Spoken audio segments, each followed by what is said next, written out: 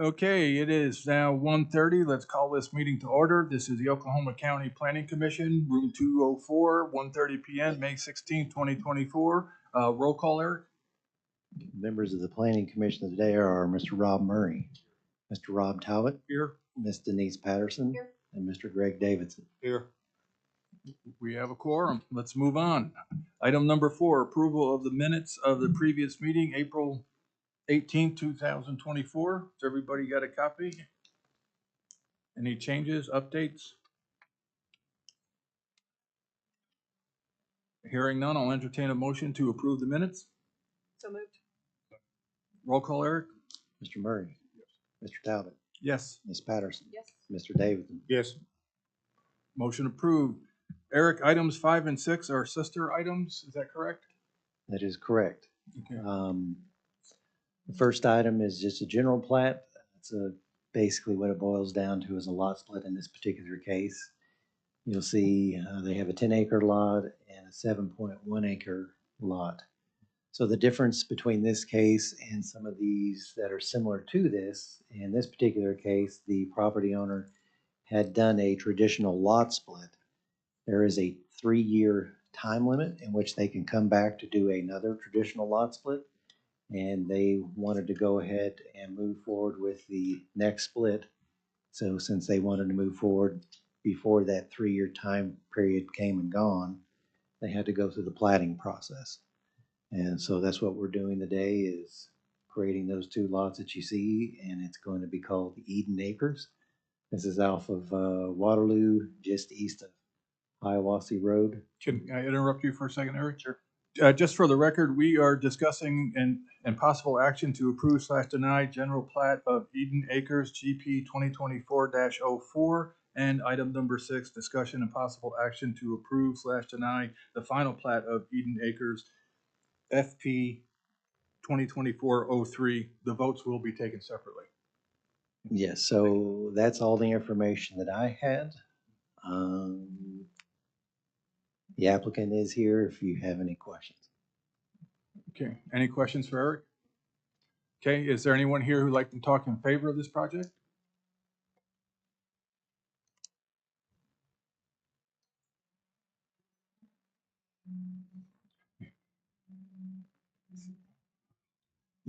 I don't have anything extra to say, Oh, but hold on a second. If you state your name and address, please. Taylor Thompson. I'm at 521 West 10th Street, Edmond. So you're splitting? Yeah, it's just a family property. We've already done a traditional split to the south of us, and we just want to split this between my brother-in-law and me. You guys don't get along enough to split? It's just easier with the banks that way. Sure. Any questions? Thank you, sir. Is there anyone here who would like to talk against this project? Hearing and seeing none, I will entertain a motion to approve / deny item number 5. Make a motion to approve. I'll second. Roll call, Eric? Mr. Murray, Mr. Talbot, Yes. Ms. Patterson, Mr. Davidson. Yes. Item 5 approved. Item number 6, I'll entertain a motion to approve item number 6. Motion to approve. Roll call, Eric? Mr. Murray, Mr. Talbot, Yes. Ms. Patterson, Mr. Davidson. Yes. Item 6 approved. Okay. Item number 7, discussion and possible action to approve / deny the general plat of Bellagio Phase 2 GP 2024-05. And this is a standalone. Correct. So what we have here is a continuation of Bellagio. Bellagio is located off of Meridian and Northwest 220th on the southeast corner of that intersection. As you can see, on the northeast corner of the existing subdivision in the southwest corner is what they're wanting to add on. Let me give you guys just kind of a printout so you can see a little bit better here.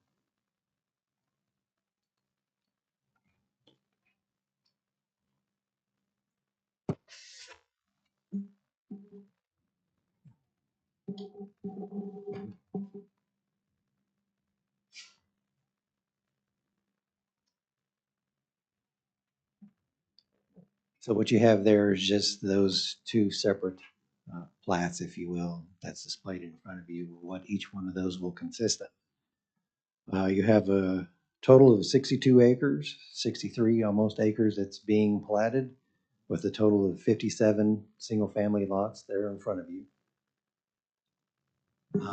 I was able to send everybody the letters of protest that we received on this particular item yesterday. I do want to point out that some of the information that was proposed or that was included in these letters of protest kind of go beyond the purview of this board.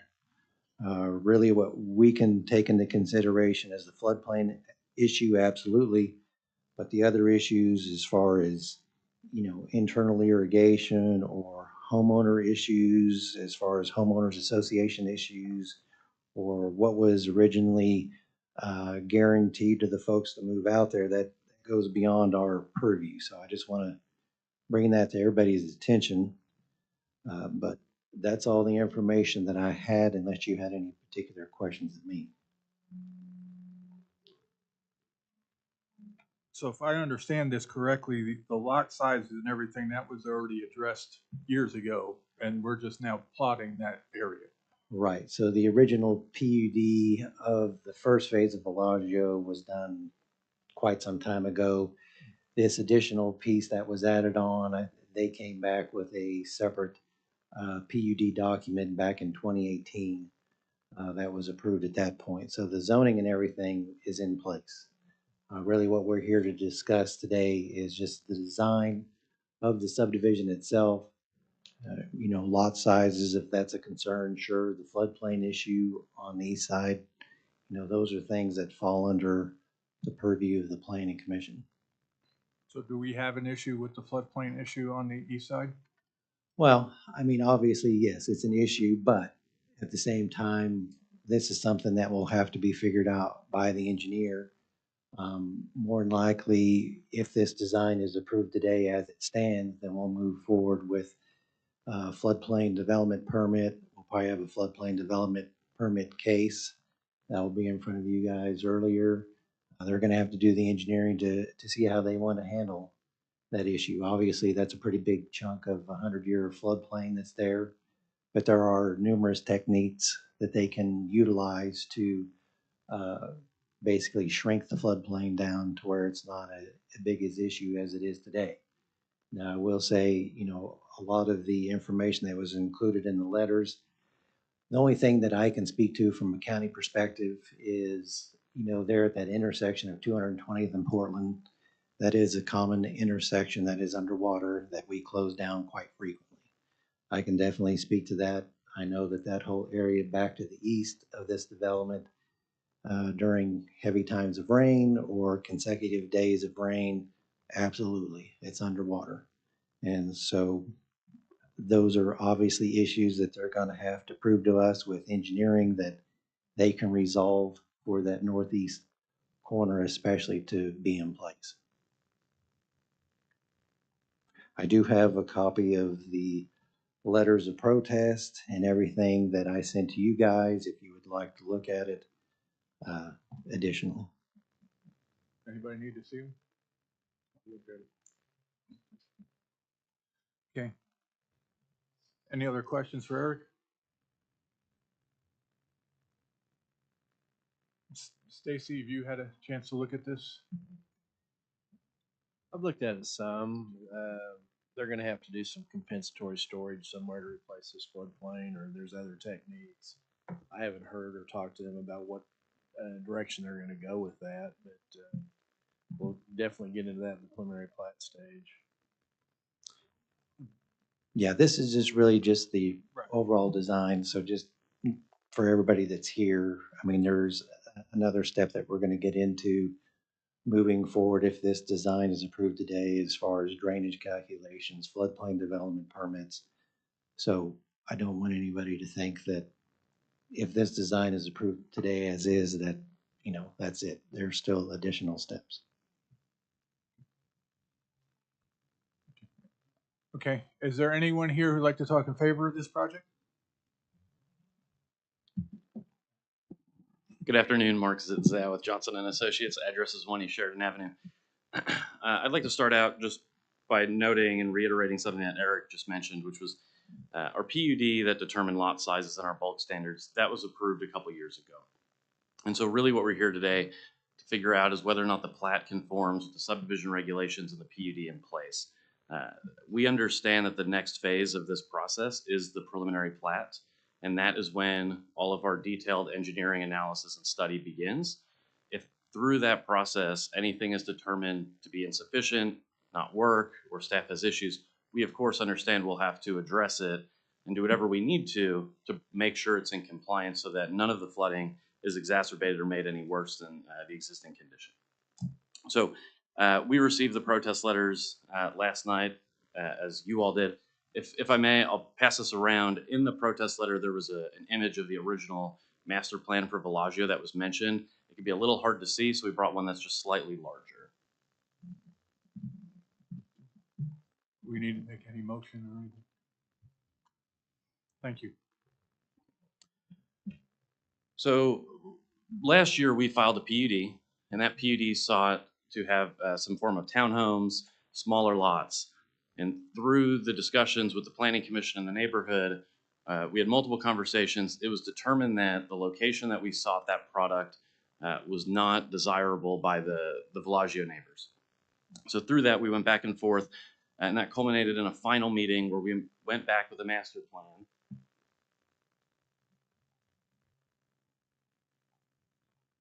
And that master plan that was presented and shared with them shows this. What it shows is the area immediately south of the existing Bellagio development and immediately to the east would be single-family homes. And the lot counts were on here. That's what's been submitted. In fact, we have a couple less lots than the conceptual plan that was shared at that time. What we did, though, was show them what the future development was going to look like. When we withdrew the PUD, it was done so not over protest. The withdrawal at that time was because Mr. Swisher, who's the developer and here today, he constructed a lift station and extended Oklahoma City's public sanitary sewer to the development. Since that time, Oklahoma City is no longer allowing tie-ins to that system. So until that plant is upgraded, which we believe to be coming within the next 5 years, sanitary sewer was not available to the property. That's what changed the development direction from going with smaller lots to increasing it to a minimum half-acre lot size. So that was the reason we withdrew the PUD. When we started studying what would be next, it was determined that this half-acre minimum lot size, which a lot of these are well in excess of that, we did not need a new PUD. We already had the zoning in place. That's when we moved forward with the plat. So I understand the neighbors in their letter stated that this wasn't supposed to come forward. I think one of them mentions the PUD was not supposed to come back until we had another neighborhood meeting. The reason that there wasn't another neighborhood meeting was because the PUD did not come back again. This is the plat application that's in conformance with the zoning that's in place. So the master plan that was handed out was the original master plan that anyone who purchased in Bellagio would have seen. And what it shows is the area that we are proposing with this general plat today as future development. The lots that were, the number of lots in that brochure that you have, the southern section showed 25 lots. Our general plat is 22 lots.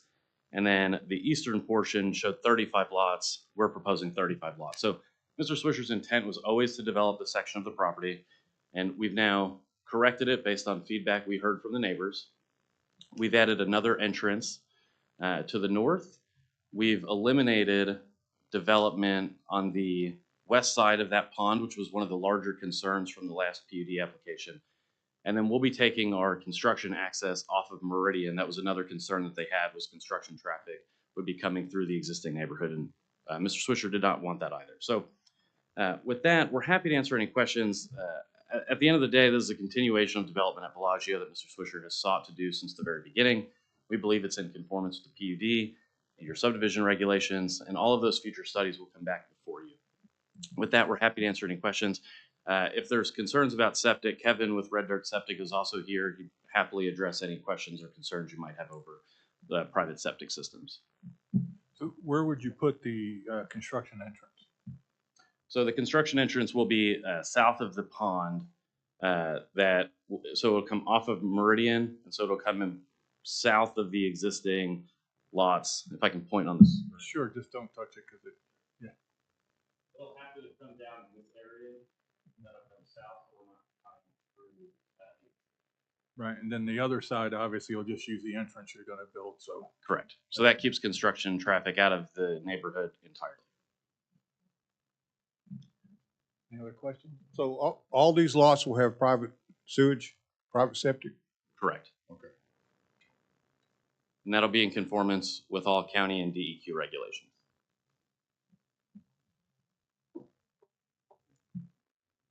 And if by some miracle, Oklahoma City opens back up, would you continue with the septic or would you transfer or talk to them about possibly tying back into the sewer?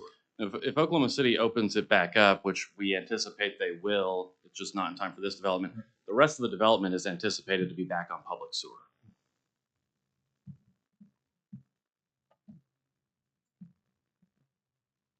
Thank you, sir. Thank you.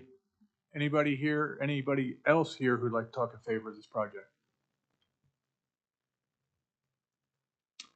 Hearing and seeing none at this point, anybody who would like to talk not in favor of this project, please come up. And I will add this, please address all comments to the board and only the board.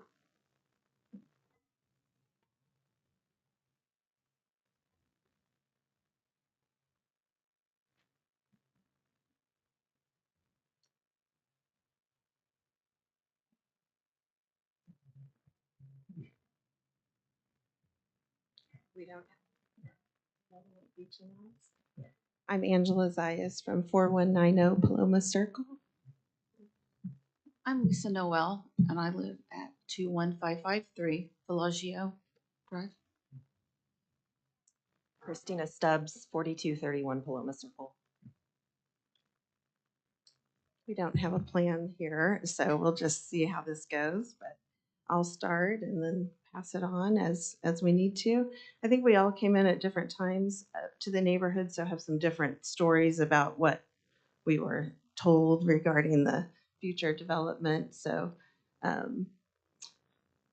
think that's first and foremost, but they may have other things to say that are a little different. But I think what I want to start with for myself is that it was actually 2 years ago, not last year, that plat was discussed, as I understand, 22, because it took quite a long time before the meetings were set up for the homeowners. And I, for myself, never heard about the meetings for the homeowners because it was only announced on Facebook, and we were told we were going to receive emails of these meetings, and I didn't ever receive an email, found out after the fact, and so was not privy to all of that. And as I understand it, there weren't very many people at these meetings, and that's probably in good part why. And so I just want to start there because I think that was really critical that we were all engaged in that process, and we weren't. And I also want to be clear that I'm not opposed to further development. I knew from the beginning that was in the future. That's not necessarily the issue, and I'd be happy to work collaboratively moving forward. My biggest concern is that the flooding issues that already exist in the neighborhood haven't really been fully addressed or even fully installed to operate the way they should. So I sent one of the pictures where there's this huge, erosion that's happened. And so those things are just only going to get worse as we add more hardscape, as I understand it from irrigation specialists I've spoken to, because we get a flooding down our easement to the pond, and that's what's eroding into the pond that is on that northeast pond. And so, my concern is just, first off, if that hasn't been addressed, even if there's some plans moving forward, are those going to be executed in the manner that they should? And if we're already having trouble getting to our neighborhood when it floods, is Portland now going to be underwater? Because I think one of the pictures you see, the sign to Bellagio is underwater. It's no longer there, but And so it's adding more development's going to increase that, especially just because this is a change from the original plan. It goes further to the houses. And there's just more than there was before on that north side is, primarily what I'm more familiar with. And then the second note is that there is just a loss of neighborhood amenities here that have been sold to us from day one, and really losing the ability to drive to that park that we've all been driving to for all this time. And there's there's like soccer fields, and there's all these places that we take our kids to practice, to play at the playground, and we won't be able to do that. We'll all have to park in this one place on the main circle, and there's an area you can walk through, but it's really difficult to navigate. And I just I think that's probably one of the more significant things for me as well. I am not familiar with the lot sizes being approved already, because they are smaller than the last plat I saw that was approved. So that was a little area of confusion for me that I didn't think was accurate. Let's see. And then I'm trying to think if there's other things, but there were many people. I mean, it's very busy the time of the year. A lot of us have kids graduating, a lot of people that couldn't be here, but to get 24 people to come to agreement on some areas, I think is fairly significant. Shows you that maybe perhaps we weren't all okay with where things were in an agreement. I actually haven't seen this, so I would love to see it. But the first time I just saw this was when he held it up today, and I couldn't actually see it from in the back of the room. So I'll pass it No, on. hold Oh, on. sorry. Do we have any questions? Okay, thank you.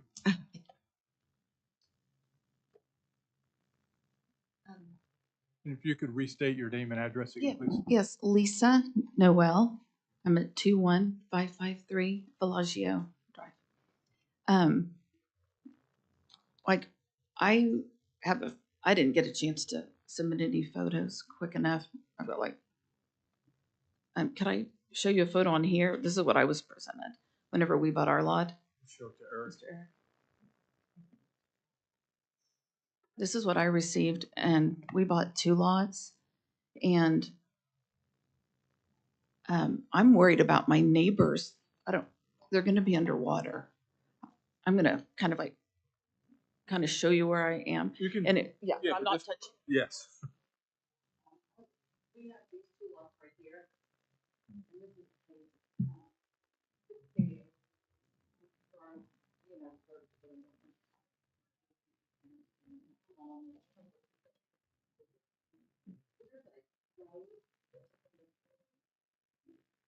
If we can get you to come back now that you've pointed that out.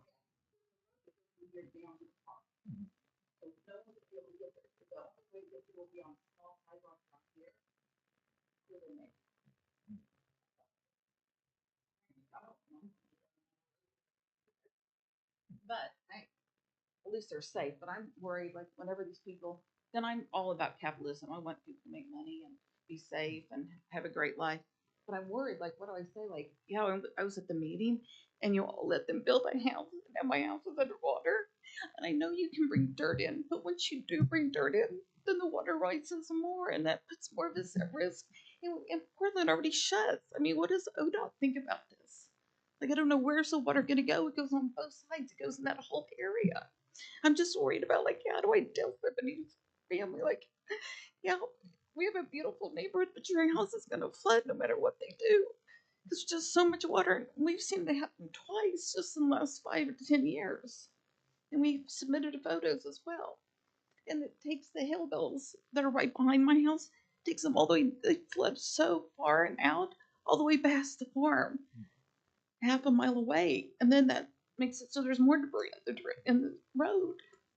And I just don't know, like, what do I tell another mother? Like, I'm sorry I didn't do my part in coming to the commission and trying to fight for your land. I mean, because I understand the top part maybe, but this lower part, it could be like a whole different smaller section, but it's just like, I don't understand. Like, why would you deliberately build something? It's in a floodplain. It floods often. Like, I don't know. I just don't understand. There's no common sense. And anytime like you put more in the bathtub, like if you put 3 kids in a bathtub, the water rises. So if you bring it on the street, the water's just gonna keep rising. And so I just leave it to y'all to do the best you can for the future families that live in these homes. And I'm sorry for being emotional. Hold on, ma'am. I'm sorry. Anybody have any questions? And I have video too if you want to see it flooding. I've actually, I live a mile away. Okay, so you got it. I'm Mhm. sorry. No, you're fine. Thank you. Appreciate it. Okay, thank you. Sure. And if you can restate your name and address. It's Angela Zayas, and I just was able to look at the thing just now. That's why I wanted to note. I believe he said that this was what was presented, and I just wanted to note that in this, there is a road still showing to the park and some green area. And, you know, it is a different layout. And so, okay, thanks. And so, I mean, I think that is a pretty strong point of contention for most people in the neighborhood, is just removing access to an important piece that we've all been bought into. So anyway, you know, he referenced it not really changing, but it has changed. So that's all I wanted to note. Any questions on that? Yeah. Thank you. Oh, You're saying there's a paved road going to the park? Yeah, we have that. Yes, you want to see the pictures? No, it's okay. But it's not part of the plat. It's not part of what plat? This plat? No, it is not on this plat. It is fence to fence now. Sure, let me see.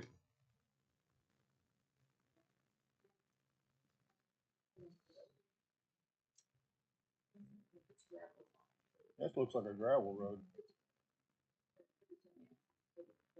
That's not really part of the plan anyway. The road was probably pre-existing or something. That's the only way to get to the park. You're saying they put that road in to get to the park? Yes. Back to, no, you're fine. Okay. Any other questions? Thank you. Appreciate it. Is there anyone here, anyone else who'd like to talk against this? Mr. Can I ask you a few questions? Absolutely. You've obviously heard all the conversation about the road to the park. Would you like to address that?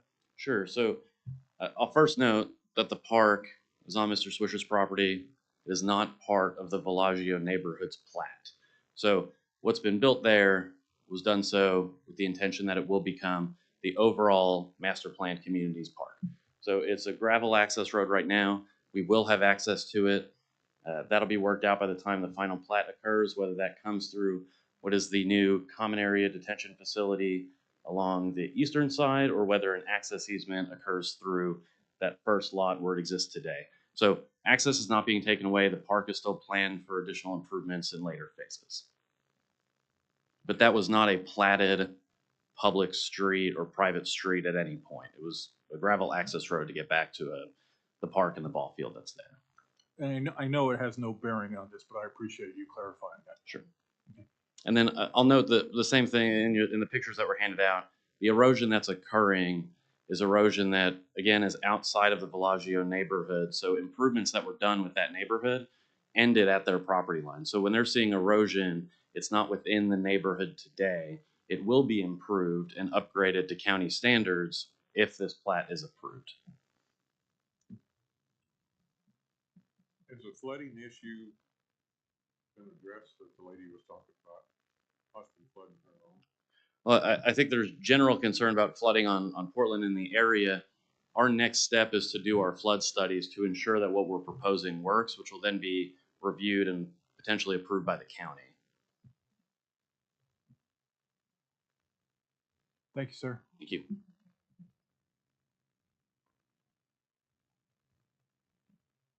So Eric, clarification. So the size of the lots have already been predetermined, voted on, and approved. Right, so as you can see, if you go to the southwest corner of Bellagio Phase One, where the road comes to a cul-de-sac, you'll see that those lots there are similar in the size to what they're proposing. So because the lots that are existing The majority of those lots are larger, that is true. But the PUD allows them to go down to these smaller lot sizes. So, right, what the PUD has been in place for some time. They have the ability to go larger than that. They don't have the ability to go smaller. So this is the development that they've come up with originally. The majority of those lots just happen to be large. And in that original PUD, it was mentioned that they would be building in possibly a floodplain? There was, if I recall, there was some conversation of that. With floodplain development issues, everything's held to a higher standard. And so, like I said, they're gonna have to come back to the floodplain management board. So I want these folks to know that, you know, if this is approved today, this is not the end all do all. I mean, really, this is just a what's on paper type of discussion as far as just the design. And so they're gonna have to come back to the floodplain management board. They're gonna have to, depending on what they decide to do, they may have to go to FEMA to do a conditional letter of map revision. Go out and build this, come back, do a LOMR, which is basically a letter of map revision based on what they built. So there's a whole lot of other steps that have to go into this development, especially when you're in the floodplain. And we're talking about, this is step one of many. And just to be clear, if we approve this today, we're actually just technically approving it with an asterisk because that all has to be taken care of before they can move dirt or they can do anything. Right, so essentially what you're approving today is the design. What you see in front of you, you know, we're okay moving forward with. Like Mr. Zitzow mentioned, you know, the preliminary plat is really where we get into the bulk of the development itself. Is this actually going to work? Because this, at this point, this is just what's on paper. You're gonna have to go do the engineering to prove that we can, you know, especially the southeast part of that northeast development, obviously the majority of those lots are in the floodplain by far. You gotta solve that issue. And my last question is, if we do approve this and they can't figure that out, can they still go ahead with all the building that's outside of the floodplain? Well, more than likely, and Mr. Zitzow can maybe help answer this question to some degree, I would assume you would come back and redesign this to take advantage of that property. So let's say that you can't make this work. My initial thought, or my 2 cents is all these lots that are in the floodplain, why don't you make that common area? So where you have that common area that's there on the northwest part, just make all that common area to where everybody can utilize that for whatever purpose, to where they're not buildable lots. So there's other avenues that you can do. This is just the general plat. Now, if you went to the final plat and you file this as it was today, then you should be concerned. But the general plat is just an overall idea. Any other questions for Eric? Yeah, just one other quick question. So it says 57 single-family residential 1 acre lots. So, and obviously there's not 1 acre lots. And I know that we've already been, I think this, maybe that was a wording issue on our part. I think overall size wise, so as you can see down in the south, that southwest portion of the development, a lot of those lots are fairly large. You know, there's a couple of there that are 2 or 3 acres. So I think that's more of a gross density. Because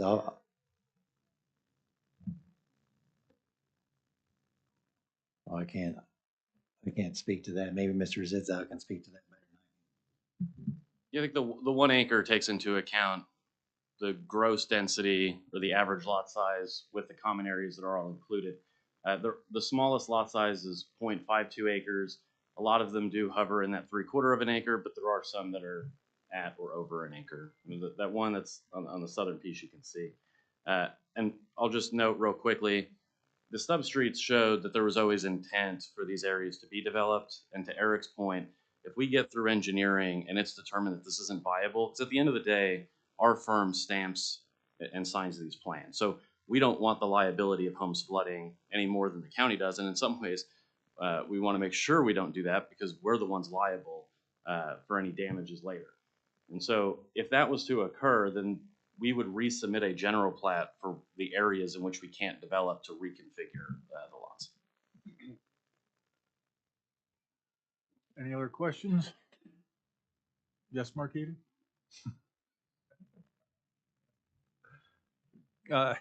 Hearing none, I will entertain a motion to approve / deny item number 7.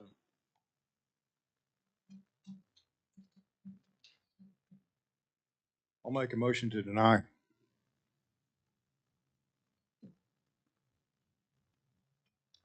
I'm gonna second. Okay. Roll call, Eric? Mr. Murray, Mr. Talbot. Oh, sorry. No, We said yes yeah, to. we're voting to deny. So if So you're saying understand it, yes, yeah. you're actually saying no, just so we're clear. Okay. No. Ms. Patterson, Yes. Mr. Davidson, Yes. Motion denied, or motion approved to deny?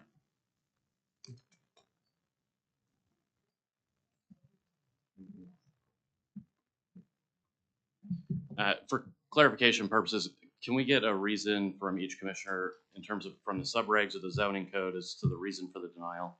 Yeah, there's 12 lots completely in the floodplain. That would be my reason. Same.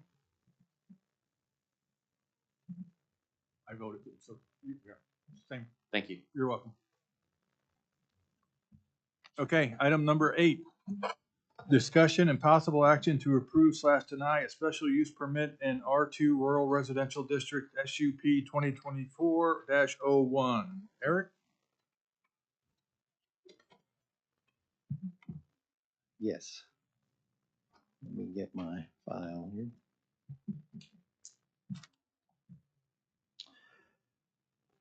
So this application here is for a special use permit for a wedding and event center.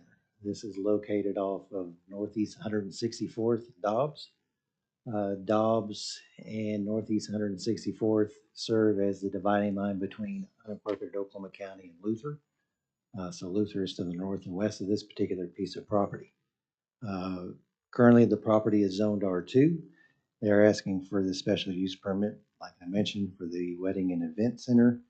And what they're wanting to do is your typical weddings. Now, I will say, with special use permits, we typically have a conversation in regards to hours of operation, days of week, noise, lighting, all of those things that we typically conversate about when it comes to these type of special use permits. Because typically if it's a PUD, we have a written document that we can look at beforehand so we know what's being proposed. I do have a copy of the plans as far as what the venue is going to look like once it's built. If you would like to take a look at those. That's really all the information I have unless you have a particular question. Well, that is my question. Can we, at this point now, get it stated that it's gonna be Monday through Sunday, Saturday from 5 to 9 or whatever? The applicant is here, so typically you kind of go down those list of items and have that back and forth conversation. And then as long as everybody's on the same page when it comes time for a vote, if they vote to approve this particular item, those items are part of that vote, so it becomes part of the resolution. So when this is actually built, everybody knows what is agreed upon. So if we ever have any issues, we can point back to a document. Okay, can we see the? While we're looking at these, is there anyone here who'd like to talk in favor of this project? If you can state your name and address, please, sir. Sean Fulkerson on behalf of the applicant. 10444 Greenbrier Place. May I pass out a handout?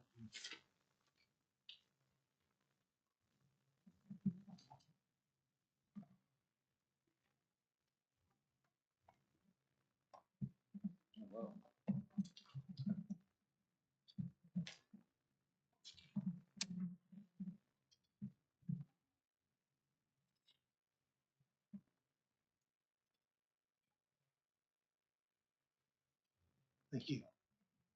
So I want to kind of walk you through these pictures. This would be the entryway off 164th. The second picture is a picture of the facility. And the next three are the same. I don't believe we have any protest.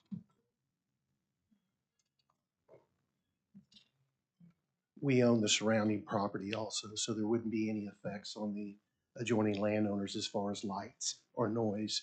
It's a rather large parcel, which we will continue to farm similar to an R2, but we will have the wedding facility in the middle of the property. And our hours of operation and days of operation would be, since it's a wedding event center, Monday through Sunday, 10 a.m. to 11 p.m. The capacity would be approximately 250 people max, with 125 parking spots. We will have a small sign like you're shown on the gate to the entrance. And then the building exterior is metal. It's a metal which looks like wood that we're going to use if approved. And as far as site-proof screening, where this is located, there's no property owner from the adjoining areas that could see because it sits down and it's a heavily wooded area where it's located. And same thing with regard to noise. So I kind of tried to go through those factors that would be relevant to you, but if you have any questions, I'd be happy to answer them. Obviously, year-round, January through. Yes, sir. Okay. And then is everything going to be internal or will there be external events or external music or? All the music will be on the inside. There will be no external music, and we will agree to that as part of your approval. No external music, okay. So just to confirm, to make sure, Monday through Sunday, 10 a.m. to 11 p.m., 365 days a year, and no external music. Correct, sir. Okay. Questions? How do you, I'm familiar with jobs, but can you enter off of 66? Yes.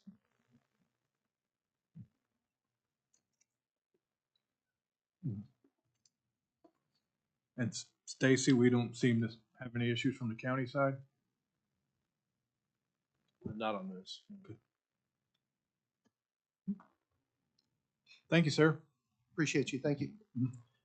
Anyone here to speak against this project?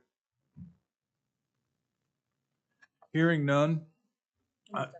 Sure. So water well, aerobic system, or septic system, obviously.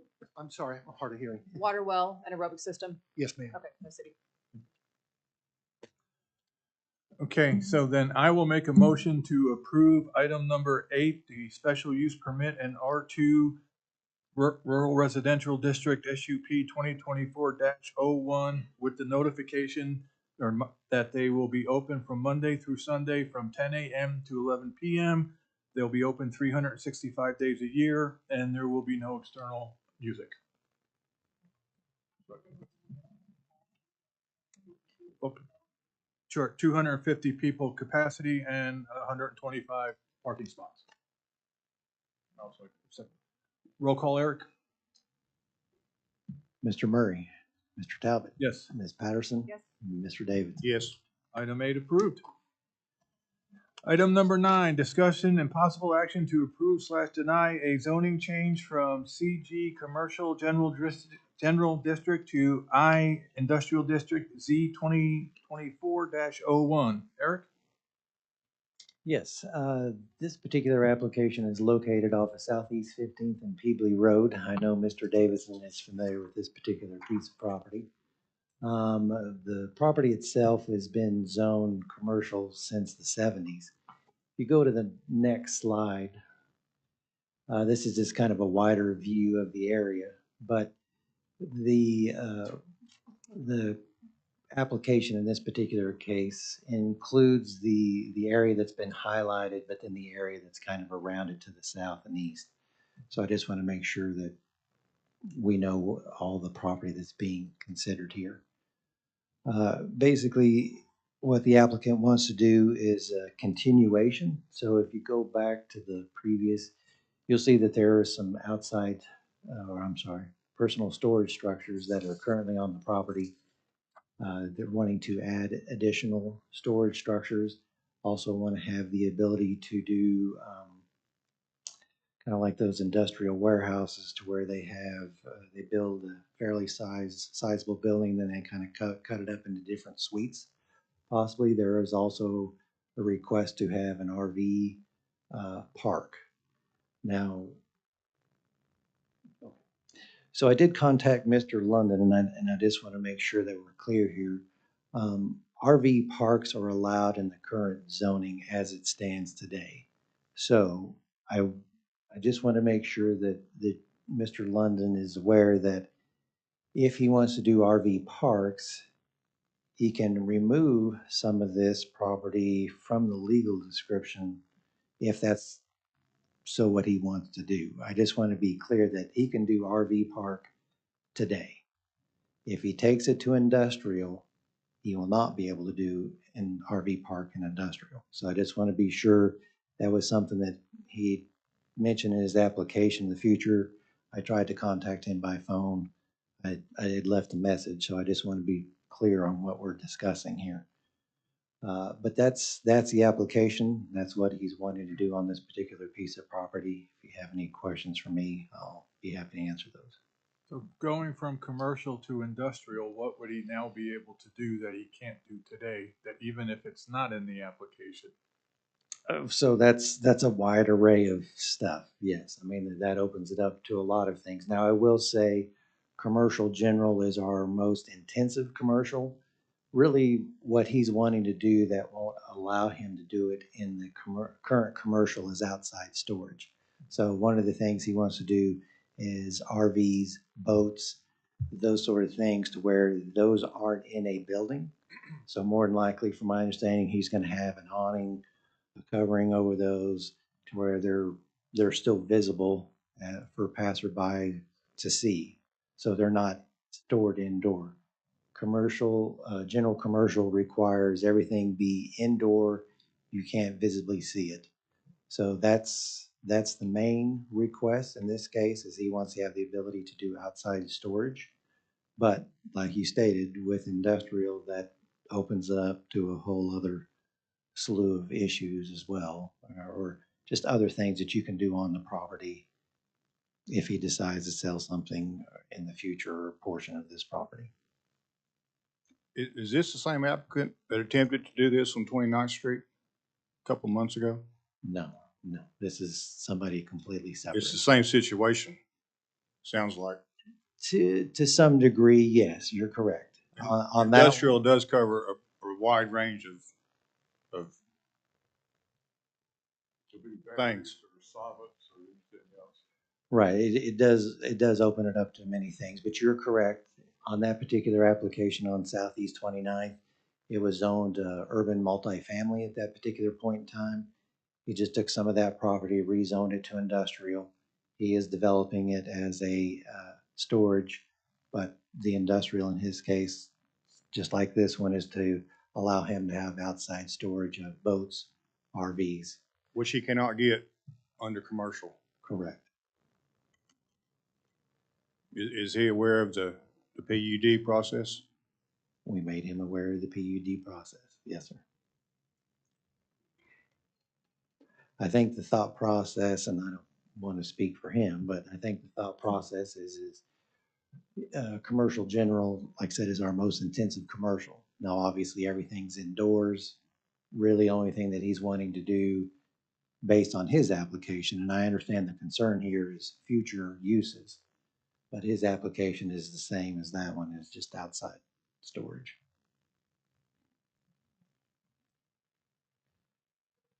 Any other questions for Eric? If we approve it, can we make stipulations that so we are just blanketing? Yeah, when you're dealing with straight zoning like this, it kind of goes back to a similar case that we had. Whatever is allowed in that zoning category, if it's approved, is allowed. You can't stipulate certain uses. Okay. Is there anyone here like talk in favor of this project? Name and address, please. Yes, my name is Andrea Weig. Address is 10124 Glasgow Drive, Yukon. I'm Jay's assistant. He is actually out of town right now. That's probably why he didn't answer. So he originally bought the small area in the red, and that already had an existing self-storage facility on there. Then he also, after that, acquired the, I think it's 16 acre, however much, the rest of it around the east and the south part of that. And his plan is to increase the self-storage outside as well as the buildings for personal storage. But he also wants to do, like he said, Eric said, the outdoor storage of RVs, boats, trailers, things like that, that will be not in a enclosed facility. And then also the industrial flex space. That's he's been doing a lot of those in other areas in Oklahoma City. And so that is his intent for the lower half, the south part of it, is to do those industrial flex that he builds big buildings, like Eric said too, that make them in separate suites where they have the big overhead door, they have an office in there and a bathroom. So did you catch what we were talking about? If we zone this industrial, then basically we're opening the door to anything, even though you are not planning on doing that. Do you know if he's ever thought about using a PUD? I don't think he has. Okay. Mhm. Any other questions? I do have one more thing. He did also want me to ask for a variance for gravel for the parking if this is approved, for the RV space, for the outside RV and boating to be gravel. Again, I don't think we can do that, right? We're just either zoning in or out. Well, I do want to address Okay. that. Now, it's not a variance as far as the zoning. That really comes down to the engineering when they come to get a building permit. And we have allowed in other cases to where they have outside storage for gravel to be used instead of concrete or asphalt, just because you're parking a boat or an RV out there. So yes, we have done that in the past, but like I said, that's more of a building permit engineering issue when they come and apply for that. It's not so much a zoning issue. Anyone else want to talk in favor of this project? Anyone here to talk against this project? All right, Eric, I got some questions. If we defer this and he pulls the application and resubmits it back in, does he get charged again? Yes, in the fact that if you are basically stating that you would like to see a PUD, you would have to start this process over again because we notified people as an industrial application, not a PUD. Now, if you're wanting to go that direction of a withdrawal, the benefit of that is it gives him the ability to submit that immediately to where if it's a denial and then it goes to the Board of County Commissioners as a denial, then he has to wait 90 days before he can submit a new application. But we can defer it for 30 days and then he can come back with the withdrawal or withdrawal in that time. He doesn't have to make the withdrawal decision right now. Right, that's correct. You can defer if you would like to see him here to have this conversation. Absolutely, you can defer. You just want to state that you're deferring to a specific date. So if that's the June meeting, that's June the 20th. So you just want to make that motion if that's what your desire is. Okay. So are we allowed to discuss this? I'm asking you a question. What I just brought up amongst ourselves. Okay. Yeah, can we have some, I'm opening it up for discussion from the other, how do you feel about asking for possible deferment till next month? You do? Okay. Would you mind coming back up, ma'am?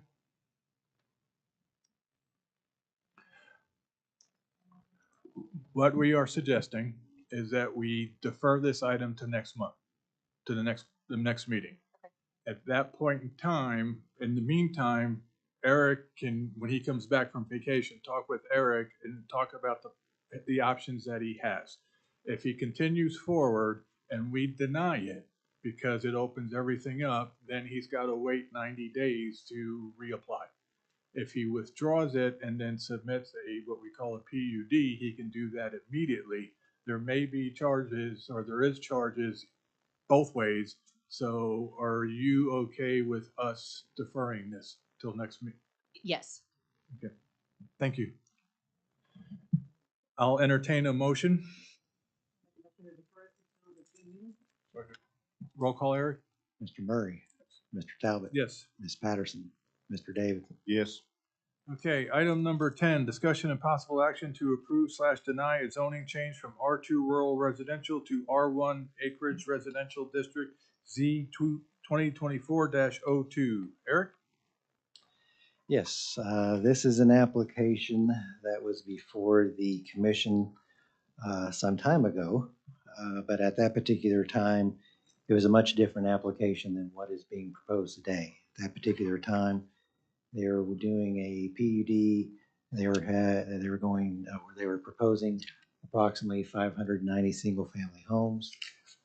This application today, as you can see on the corner itself, between that initial application and now, the Planning Commission and the Board of County Commissioners approved a commercial PUD that is directly on the corner of that intersection. And then what you see is the remainder of that. In this particular application today, instead of a PUD, they are asking to rezone the property from R2 to R1, which would give them the ability to have 1 acre lots or larger. I do want to point out, if you go to the next slide, this is just kind of the zoning in the area, and I want to point this out so you guys are aware of what's transpired since the last Planning Commission meeting. You'll see there on the northern boundary of this particular piece of property, there is a PUD that this body unanimously denied, which was Cambridge Estates, but the Board of County Commissioners decided to approve that PUD. That PUD to the north consisted of half-acre lots, a little bit larger, with a commercial corner that's off 220th and Meridian. So I just want to make sure you have all the information as far as what is out there now and what it previously was. That's all the information I have. I don't have any plat that goes along with this. They're just trying to secure the zoning at this point in time. I did send everybody the letters of protest that I have at that particular time. I do have copies of those here. We do have a map. The X's there are the letters of protest that we received. The other protest that we received is also from the Deer Creek School District.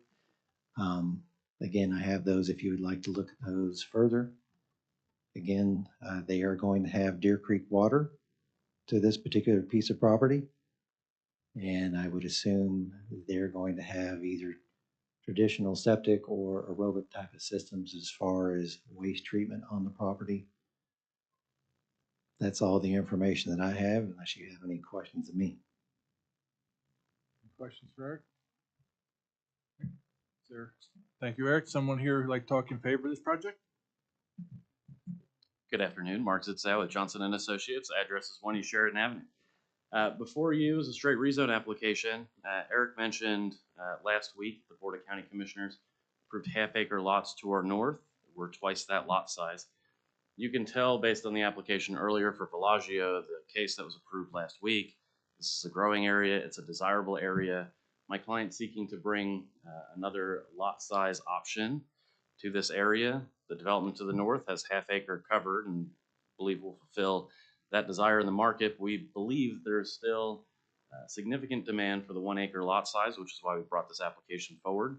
Of course, there is a slew of processes and study that goes on after this application, but we're happy to answer any questions. The developers are here. We would ask for your support and recommendation of approval to the Board of County Commissioners. I'm happy to answer any questions. So when you say these are 1 acre lots, these are not gonna be a combination of a half-acre lots, 3/4 acre lots, right, and an acre? They're pretty much gonna be 1 acre tracts. Correct. The zoning that we're seeking has a hard minimum of 1 acre lot size. Any other questions? Any other questions? Thank you, sir. Thank you. Anybody here who'd like to talk against this project?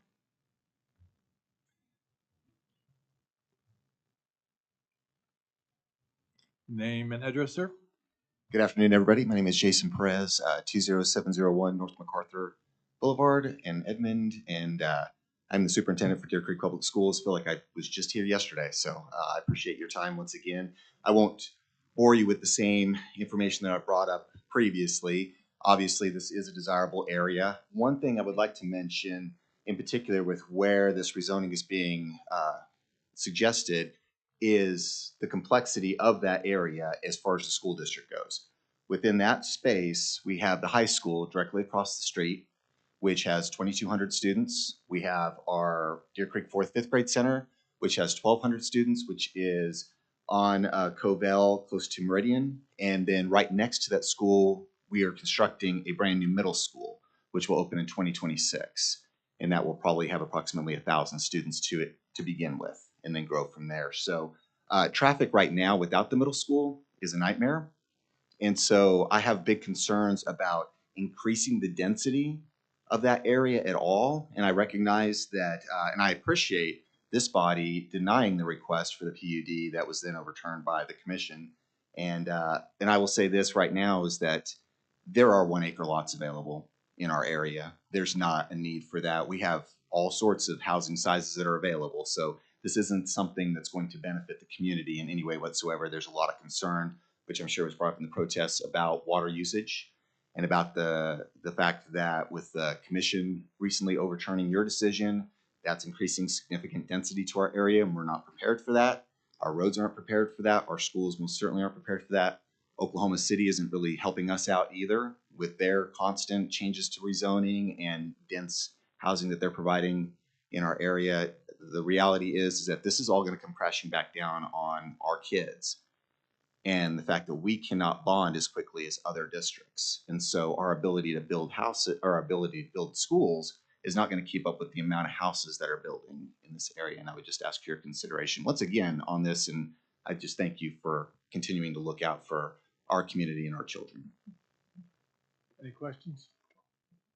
Thank you, sir. Thank you. Anyone else? Stacy, we planning on putting a bypass around the circles? No. Okay, just thought I'd ask. All right, no more snarky comments. With that said, I'll entertain a motion to approve / deny item number 10. Motion to approve. I'll second. Roll call, Eric? Mr. Murray, Mr. Talbot, No. Mrs. Patterson, Mr. Davidson. Yes. Motion approved. So before we move forward, Ms. Enders, would you like to comment on this vote here and the vote for the Bellagio, as there's an issue, not necessarily because of the way you voted, but because of the number of members that we have?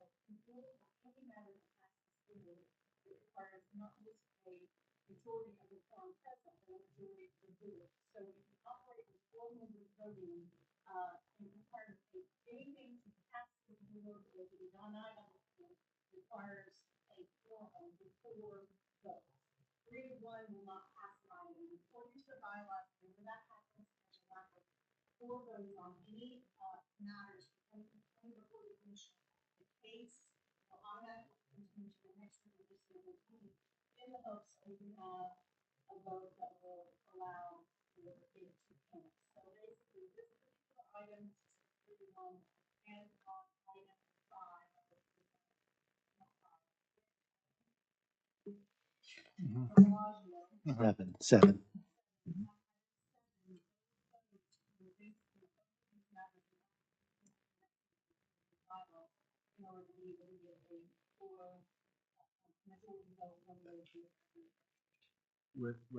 With that said, can we make a motion to revote on 1, 2, or none of the items?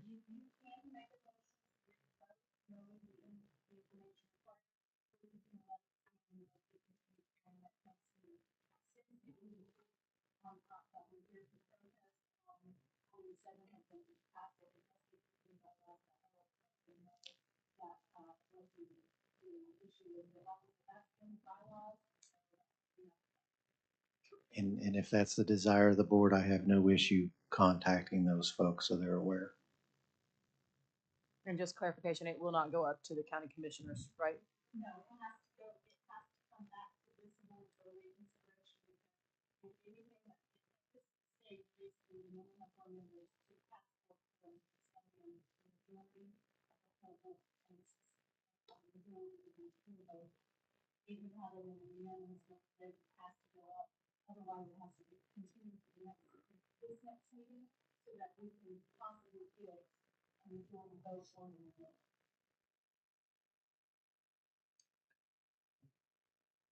Okay. With that said, then I'll make a motion to revote on item number 10. Okay, The motion was to approve item number 10. so to do that, we would have to go back and vote for a revote. So you would have to make a motion, someone would have to second, you would have to vote. So I just want to make that clear. Right, that's what I just did, was make the motion to revote. Second. Okay. Roll call? Mr. Murray? Mr. Talbot? Yes. Ms. Patterson? Mr. Davis? Yes. Okay. Make a motion to approve. To approve. Well, we did number 10. We would have to, somebody would have to make a motion to do number 7. You'd have to come back and do number 10 because you voted no. We just voted on number 10. That was to Open. Oh, okay. I'm so confused. So, all right, so I make a motion to approve item number 10. So, Okay, Mr. Murray? Yes. Mr. Talbot? yes. Ms. Patterson? Mr. Davis? Yes. Okay, so item 10 now is approved. Yes. Yeah. Now you go, now if you We want to. don't have to vote for number 7. That's true, you don't. So Because if we you don't want to vote leave, for number 7, it comes back to next that is month. true. So if that's the desire, we could do that.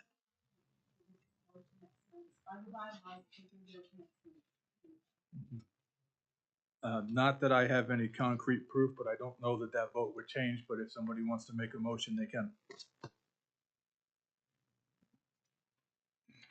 Hearing none, then we will move on to item number 11. The discussion and possible action to revise and receive the Oklahoma County Master Plan.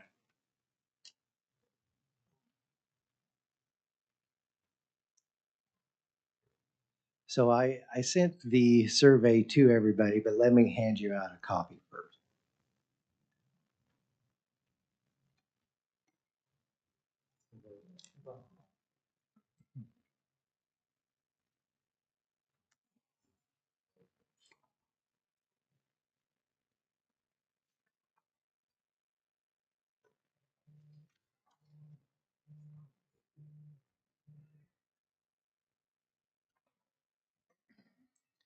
So this survey is very similar to what we sent out in 2014 when we started the process to amend the current master plan. We got off track because one, we had the turnpike that was being contemplated at the time. And as that moved forward, obviously that got built. Also, the 2020 census was another thing that put us on hold, so we had more accurate information.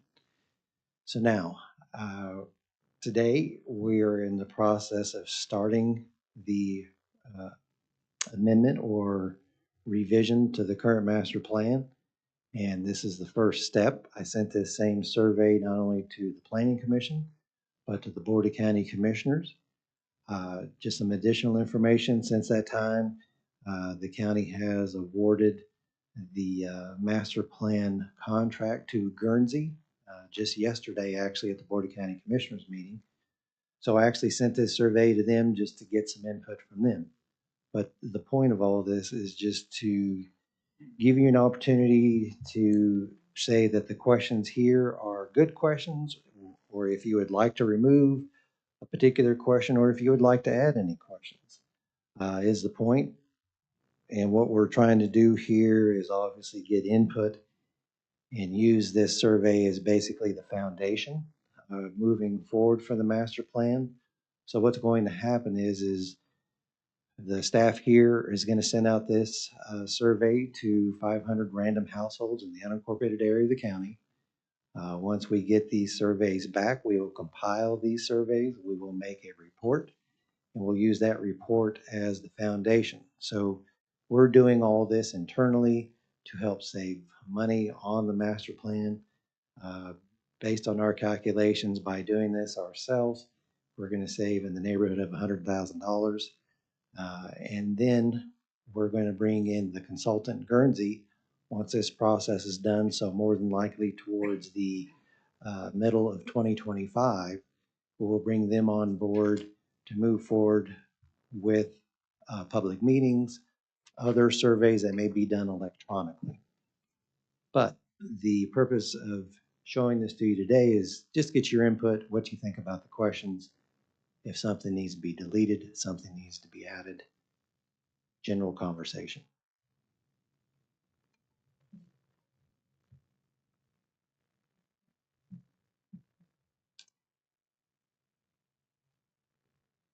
So you want us to fill this out? No, I don't want you to fill it out.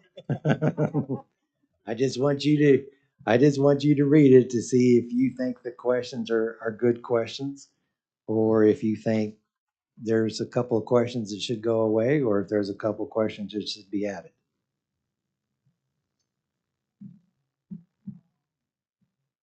And, you know, if you don't have any input, you're okay with the way it is, that's fine too. I just want to be sure that everybody has an opportunity before this is sent out.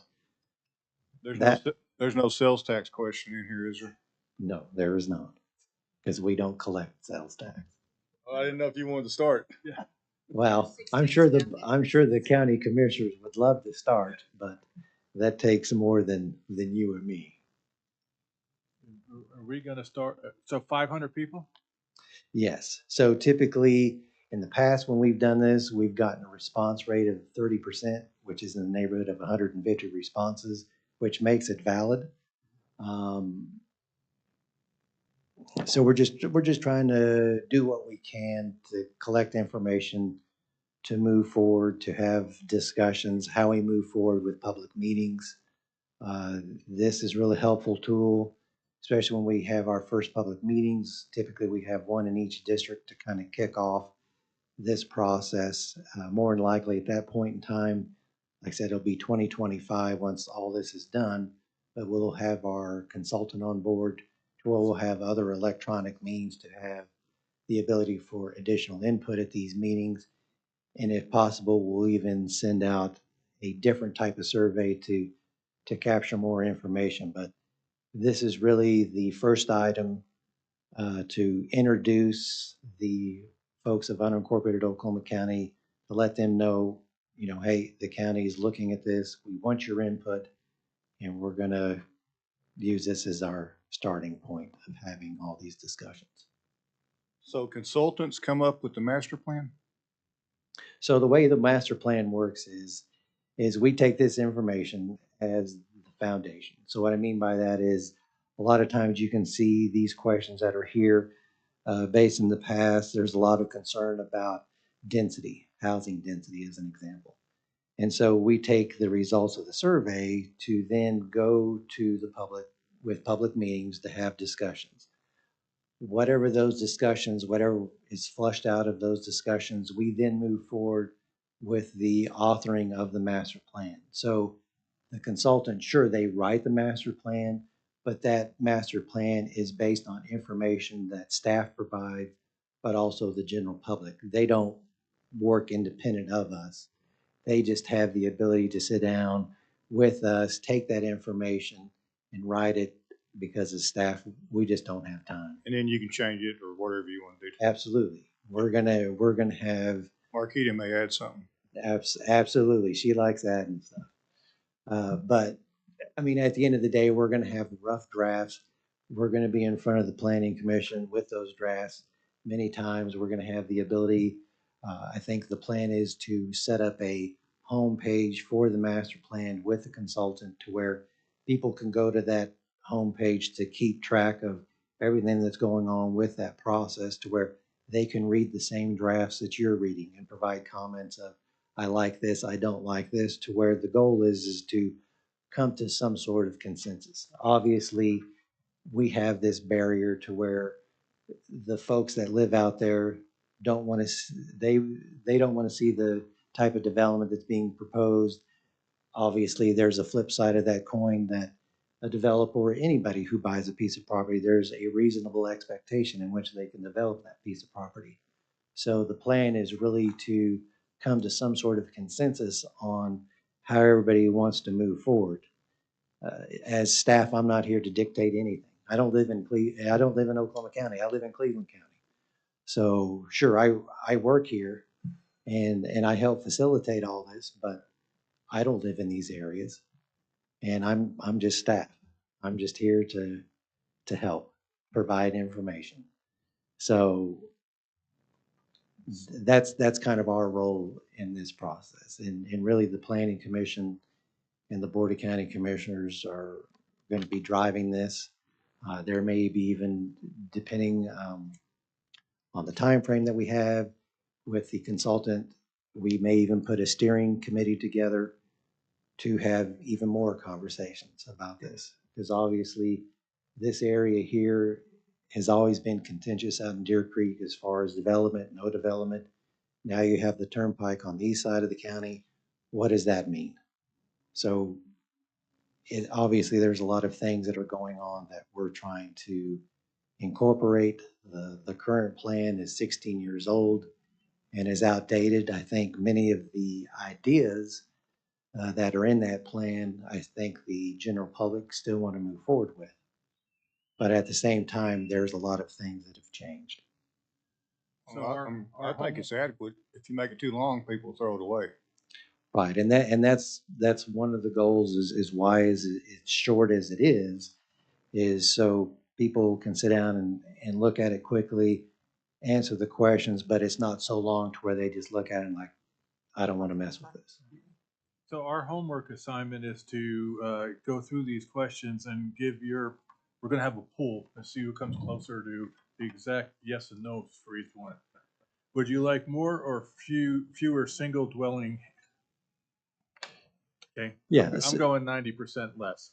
Yeah, so it's really just to say, are these questions good questions? And so, go ahead. Wow. Save them the Yeah, take that you one. might because because it's going to be random. That's the point, is to have a random survey. That's what makes it valid. But So basically on this item, we just have to, does anybody have any revisions or anything they'd like to add to item number to this? So we don't have to vote or approve. we no, just move I on. just wanted to provide this as information. If you would like, once you've had a chance to sit down and look at it, if there's anything that you would like to change, just send me an email. That's no problem. We're going to try to get this out probably within the next few weeks.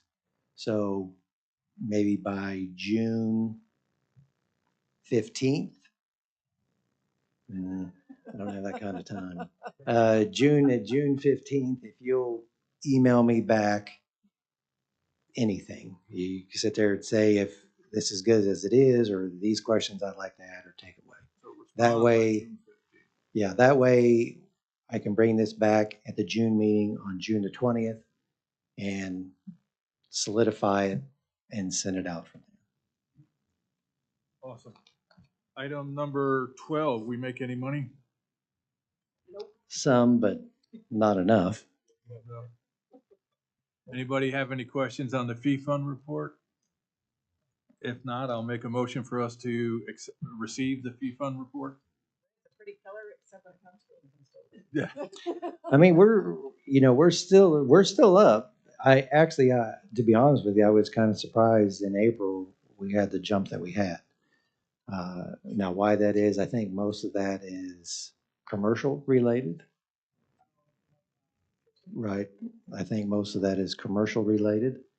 But yeah, I mean, we're doing better than what I thought. I thought by the end of this fiscal year, which is June, I thought we would be in the red. But if it continues this direction, yeah, I mean, we may be okay. Motion to Motion receive. to receive. Second. Mr. Murray, Mr. Talbot. Yes. Ms. Patterson. Yes. Mr. Davis. Yes. All right, so I'm sorry, going back to item number 7, if we don't vote on that, and all those people have to come back, we have to have that conversation again and go through that process. Is that correct? So the bylaw state goes to the next. If there's no clear vote of for, it goes to the next meeting. So if you revote and And it's it, one way or the other, Yeah. then you can move the vote. Otherwise, and it's not too late to re-vote on it now because we have not closed the meeting.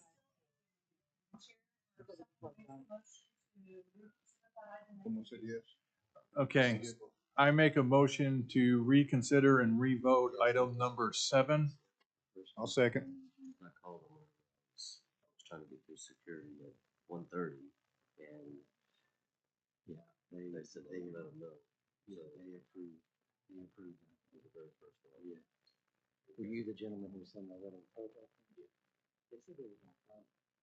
Yeah, I've talked to them, but yeah, they couldn't get in the agreement. So yeah, I got down there and trying to get through the security line and like 1:34 when I walked through the door. So. Hey, Eric?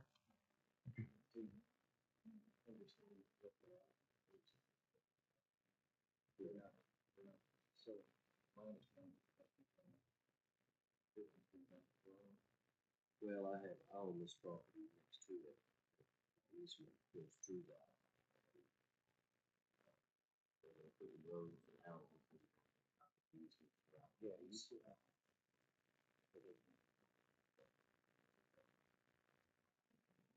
Eric, we have a motion to reopen item number 7. That's been second. Roll call, please. Mr. Murray, Mr. Talbot. Yes. Ms. Patterson. Mr. Davidson. Yes. Item 7 is reopened. I make a motion to deny item number 7. Okay. Roll call, Eric? Mr. Murray, Mr. Talbot. Yes. Ms. Patterson. Mr. Davidson. Yes. Okay, item 13, new business. Any new business, Eric? Other than we've learned the bylaws again today? No, sir. Thank you. I have nothing. Thank Okay, you so for one saving quick us. Question. Yeah. So I know we just voted on that, but since there was no discussion and those people were here when we made the original vote and we denied it, now they don't know that we have rescinded our vote, re-voted. I'll have to. What happens legally? So, like I said, the result, now there is a motion to deny. Those who didn't, you don't have to come back. They heard the denial, we corrected it, but now if we move on to, make sure we put in that stuff. Okay. The only reason I was suggesting that because they walked out before we could correct the item, if we just continue that they be notified, so that they know it wasn't. Okay. Okay, perfect. I do want to just one clarification. General plats don't go to the Board of County Commissioner. Right. So it's denied. Essentially, in this case, I'll just have to call the applicant and let them know. He could have stayed, he left. Right. Okay. Any new business, Eric? No. All right, then I will entertain a motion to adjourn. Motion to adjourn. Second. Mr. Murray, Mr. Talbot. Yes. Ms. Patterson. Mr. Davis. Yes. We're adjourned. Yes. Is that No, just recently.